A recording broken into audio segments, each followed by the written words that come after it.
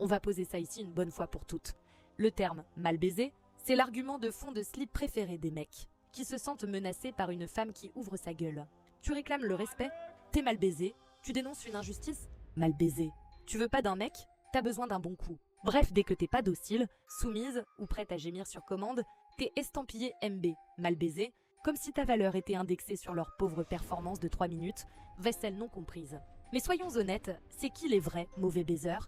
Ceux qui ne savent pas où est le clito et s'en foutent. Spoiler alerte, le clitoris, c'est pas un Pokémon légendaire. Il est là, il existe, il est 100% utile, et il ne se stimule pas avec des « je te pince une fesse et je souffle dans ton oreille comme un radiateur en panne ». Ceux qui croient qu'une levrette sans lubrifiant, c'est du bon sexe. Non Jean-Eudes, tu ne fais pas l'amour, tu fais du forage pétrolier. Et le pire, c'est que tu penses que ça plaît. Réveille-toi, si elle crie, c'est pas de plaisir, c'est un SOS. Ceux qui veulent jouir mais jamais apprendre. Pas un mot sur les préliminaires. Pas une once de considération sur l'orgasme de l'autre. Le sexe pour eux, c'est une course, mais t'es même pas sur la ligne de départ. Une femme qui ne jouit pas, tant pis, eux, ils ont coché leur case. Ceux qui pensent que la virilité, c'est dominer. C'est sûr que baiser sans consentement clair, sans douceur, sans présence, c'est un sport de domination, pas de connexion. Et quand tu confonds sexe et pouvoir, tu finis en pathétique petit despote du lit. Pas étonnant que les femmes préfèrent les sextoys.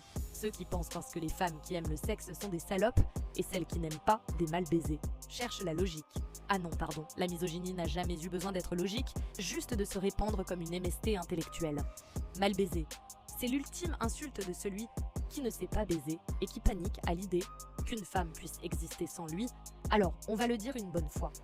Ce ne sont pas les femmes qui sont mal baisées. Ce sont les hommes qui sont mauvais au pieu, mais qui ont quand même l'arrogance de croire qu'ils sont indispensables.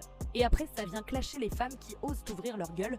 Franchement, entre ton ego fragile, tes va-et-vient hasardeux et ton haleine de kebab froid. Le seul truc mal baisé ici, c'est ton rapport à la réalité.